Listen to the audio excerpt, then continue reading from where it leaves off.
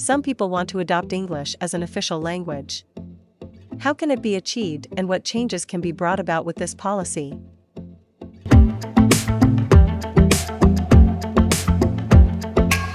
Don't forget to subscribe to Lang Explorer to show your support.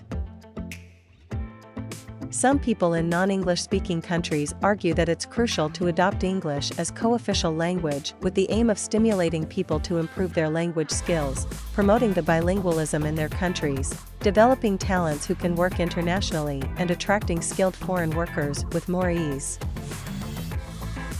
Today we'll shed a spotlight on what has to be done for countries to adopt English as a co-official language, as well as which sort of changes such countries will go through as a result of such a bilingual policy.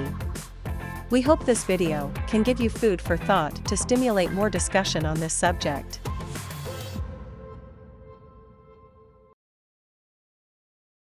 Some people in non-English speaking countries might consider adding English as a co-official language of their country. But what are the official languages, and how can a society change by stipulating them? In this video, we show the pros and cons of adding English as a co-official language without taking sides on this topic. An official language is, of course, the language a government uses when conducting public relations and attending citizens. In any country, government services are conducted in the language or languages that are considered official. Some countries have established them, while many others don't bother to do so, because it's evident given their national circumstances. In the United States, for example, there's no legal ground that designates English as an official language at the federal level. On the other hand, some countries and provinces have more than one official language. For example, in Canada, both English and French are official languages at the federal level. Public servants in the federal government must know two tongues, and in many other cases, information must be provided bilingually. English was introduced to most English-speaking countries when they were British colonies together with the introduction of compulsory education, and they continued to keep it official after gaining independence.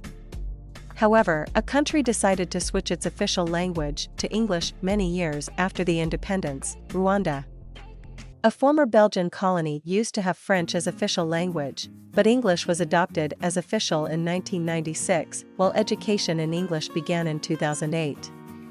So elder generations are more fluent in French while younger ones are better at English. Another remarkable case is the Philippines. The public education used to be in Spanish during the Spanish rule up to 1898, but under U.S. rule, it switched from Spanish to English, and this country is nowadays well known for proficiency in English. When English is adopted as a co-official language in a country where it's never been, the biggest challenge is nurturing English language proficiency in its public administration and other institutions such as train stations and bus terminals. Ranging from central government offices to city halls, English must be understood by all administrative agencies throughout the country. So, it's essential to address how to build the necessary language skills for such bureaucrats. In other words, no government can't adopt English as a co-official language if it lacks the human resources to work in it. The level of English language proficiency required for administrative work differs greatly depending on the type of work, but B1 is needed for simple communication. In contrast, C1 or higher is indispensable for posts requiring a high level of specialized knowledge. Therefore, it's necessary to determine what level of language proficiency is required for each type of job, create a curriculum that allows for developing that language proficiency without difficulty, and ensure that administrative and other employees have sufficient time to acquire adequate language skills. According to Education First, a Swiss foundation that promotes English language education, it takes between 520 and 780 hours to reach B1 and between 920 and 1380 hours to get C1. But the amount of time is reduced for those who have already studied English. In addition, it's essential not only to use sticks to force them to learn English, but also to give them carrots by paying them more or promoting those with better proficiency in English. If English is to be an official language in addition to the local one, it'll be necessary to train teachers to be fluent in both of them. This situation makes it essential to teach English as a second official language rather than a foreign one from the early stage of compulsory education, to elaborate a curriculum that will develop talents fluent in both local languages and English, and then shift to such an education system from elementary school through university. In this regard, it's worth studying cases of such countries where education is done both in English and the local language, such as Malaysia, India, and Kenya, and exchanging opinions with professionals there. Furthermore, for residents in such countries to keep their knowledge of English, it's crucial to provide more opportunities to come into contact with English in their daily lives rather than simply studying it at school without practicing it afterward. In countries where English is not the official language, the social system is designed so people can conduct social life merely in the local language, while only a few opportunities are available for them to be exposed to foreign languages, and people can't acquire English unless they make a conscious effort. Should this situation be altered so that everybody must practice English occasionally, even if one lives a normal life there, this would obviously improve overall English proficiency. For example, broadcasting terrestrial TV stations in English and showing subtitles, instead of dubbing, in other channels conventionally in the local language where English is spoken, such as interviews with foreign celebrities and movies. If these reforms are successful, society will change drastically in 20 years at the latest. 20 years from now, those who have studied English as a second language from elementary school to university will begin to work, and people of older generations will become more committed to learning English, given the atmosphere that favors those who can speak English.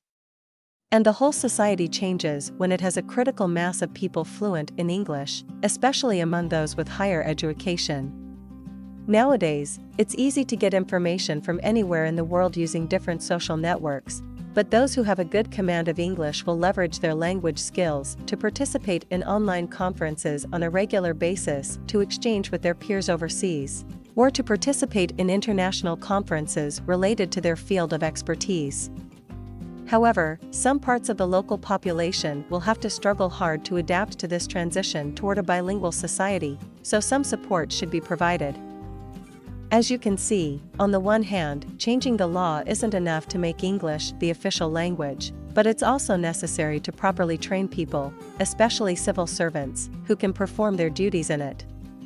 On the other hand, it'll take a considerable amount of time to train people in its proficiency, and many people will argue that it won't pay to make such tremendous efforts to make English co-official, fearing that it will churn out the gap between those who speak it well, mainly young and highly educated people, and those who don't.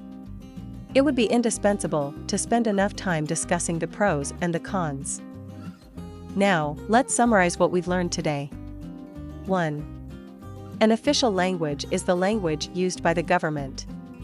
While some countries have no regulation on official language, other countries and regions, such as Canada, have established more than one official language, and public servants there need to work in such official languages.